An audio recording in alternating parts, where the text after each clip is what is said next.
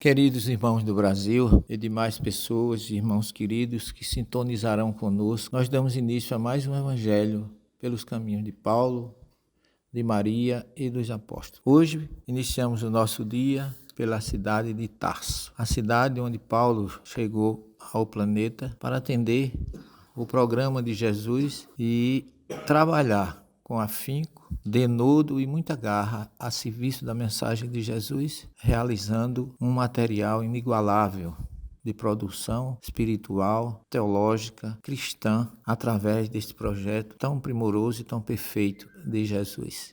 A cidade de Tarso nos remete a uma história muito longa. Paulo nasceu ali. Logo criança, depois que ele fez seu bar mitzvah, ele foi levado a Jerusalém para estudar nas yeshivot, ou escolas rabínicas, tendo concluído os seus estudos e até ser considerado um candidato a presidente do Sinédrio, ou do grande tribunal judaico. Paulo teve muitas histórias em torno da sua vida e nelas, em todas elas, a gente mostra a importância dele como o grande escolhido de Jesus. Como já falei ontem, não como discípulo, mas aquele que já estava pronto para seguir o seu apostolado ou a mensagem, onde nas terras que ele escolheu para realizar. Em Tarso, nós encontramos um arco na entrada da cidade, que nós vimos hoje, que é o chamado Arco de Cleópatra, e ela se encontrava com Marco Antônio. Ela saía do Egito e vinha com ele para se encontrar ali em Tarso. E há quem diga que a cidadania romana de Paulo, há alguns teólogos, que foi por conta desses encontros de Marco Antônio com Cleópatra, que eles juraram amor e a partir desses encontros eles determinaram que todo cidadão que nascesse a partir dali em Tarso seria cidadão romano. E que por isso que Paulo era cidadão romano.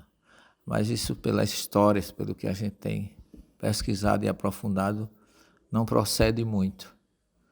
A grande verdade é que a família de Paulo, o pai e a mãe que nasceram lá na Galiléia e viviam em Tarso como tecelões, e eles eram os responsáveis pela produção de todo o tecido para os batalhões romanos que ali viviam, e em forma de gratidão, Roma deu a eles o título de cidadão romano. E aí Paulo passou a ser, naturalmente, um cidadão romano. E a história dele é muito bonita, que depois que ele se converte na estrada de Damasco, vai para a Síria, estudar lá em Palmira, que ele começa a sua vida de pregador em Damasco. Ele é levado para, depois, logicamente, atendido por Ananias, ele encontra-se com Barnabé, que era um cipriota, nasceu na ilha de Chipre, que fica ao sul de Tarso, ali no Mediterrâneo. Ele conheceu Barnabé, que eram, de certa forma, amigos pela proximidade geográfica da vida deles, e Barnabé foi assim o grande diplomata de apresentar Paulo aos discípulos, que depois do ocorrido, ele se sentiu totalmente sem ambiente para ir procurar os discípulos de Jesus pelo que ele já havia feito, as perseguições que ele havia causado. Ele tinha medo de não ser bem recebido. Na verdade, não o foi como deveria, mas ao mesmo tempo o acolhimento, todo acolhimento que ele recebeu foi por conta de Barnabé, que é uma figura assim, de muita importância no livro de Atos. A gente pode encontrar, e eles, já depois desse encontro de Paulo com os discípulos, todo aquele momento de acolhimento e de integração, que ele chegou muito doente também, então eles já tinham escolhido no passado Estevão, que foi o grande mártir, que na verdade a gente acha que Paulo foi assim uma espécie de assassino de Estevão, muita gente pensa assim, mas eles estavam ligados também no projeto de Jesus espiritualmente. Porque quando Paulo abraça a causa, Estevão, mesmo na hora da sua morte, ele disse que o perdoava iria ajudá-lo. E ele passou a ser o guia dele, o assistente dele, durante praticamente toda a sua história, com Estevão estava ao lado dele. Estevão, Abigail. E isso mostra que, para nós, na nossa visão material, a gente vê barreiras, vê dificuldades de encontros ou de pessoas que se entendam da melhor forma possível, ou desencontro. Mas o mundo espiritual, a realidade é outra. Ele já estava... Estevão foi, na verdade, o Gesiel, né, que veio de Corinto, aqui da Grécia, já estava no projeto como instrumento que iria intermediar a primeira comunidade cristã com Paulo, que seria o grande vetor de tudo isso. E, de uma forma curiosa, a gente encontra lá no livro de Atos, capítulo 13, eles reunidos durante um ano lá em Antioquia, depois que eles decidiram iniciar a sua tarefa, eles se reuniam, tinham reuniões, e diz o livro de Atos, que eles jejuaram durante um certo tempo, e vem uma entidade, o Espírito, e escolhe Paulo e Barnabé para a tarefa. E Paulo escolhe também, Barnabé chama seu sobrinho João Marcos para acompanhá-los. E saíram pela essa corrente do Taurus que vocês viram hoje, nós tivemos a oportunidade de ver, que é uma cadeia imensa, não é? de montanhas, e eles saíram pela porta da Cilícia, que era o caminho, mas na primeira viagem não foi assim. Na primeira viagem eles desceram, foram para Chipre, pegaram um barco ali no porto de Tasso e foram para a ilha de Salamina, onde ali eles fizeram, Paulo começou a sua viagem, e ele, Barnabé e João Marcos passaram por aquela região, chegaram em Perge, já iam para a cidade de Antioquia da Psídia, que é outra cidade que fica nessa região próximo ali na região da Galácia, né? E ali o primeiro grande feito de Paulo foi que tinha um procônsul romano, que ele foi pregar Jesus para esse procônsul. E tinha um mago que se chamava Elimas, que começou a se contrapor ao trabalho de Paulo. Ele era amigo do procônsul, dizer que ele não escutasse Paulo de Tarso. E Paulo disse: você está sendo um opositor à mensagem de Cristo. Você merece ser punido. E a partir de agora ficarás cego. E no mesmo instante, o mágico ficou cego, pedindo a ajuda das pessoas, porque ele não estava conseguindo caminhar. Esse foi o primeiro grande feito. E desde o livro de Atos, eu acho até interessante, que na mesma hora o procônsul aceitou Jesus. Aí eu digo, diante de tal realidade, quem é que diria dizer que não, né? Vendo o outro ficar cego na frente dele. E Paulo começa assim o trabalho dele com um grande triunfo.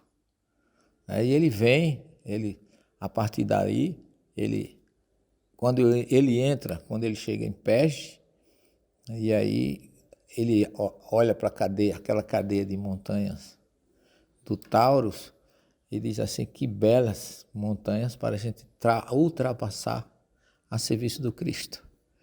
E quando ele diz isso, João Marcos, porque a gente reclama com cansaço, mas quer ver gente cansada é gente jovem, né?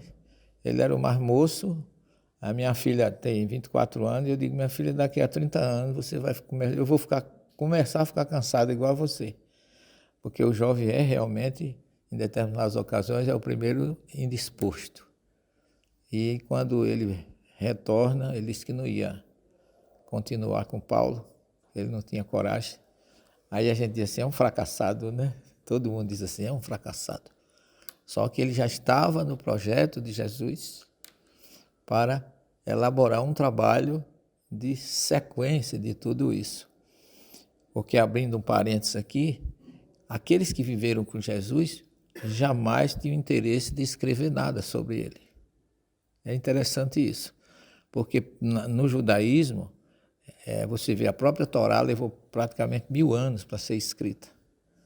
Era só oral, era no boca a boca. Então, quando as pessoas conviverem com alguém como Jesus, não precisava depois escrever nada sobre ele, bastaria divulgar oralmente, pela questão de até mesmo não ter muita gente que pudesse escrever, etc. Mas João Marcos não viveu com Jesus também. A família dele, ele diz que dizem os estudiosos que ele era contraparente de Jesus, que aquela região do cenáculo, que quem já foi aqui a Israel esteve lá conosco, pertencia à mãe dele, da Maria Marcos.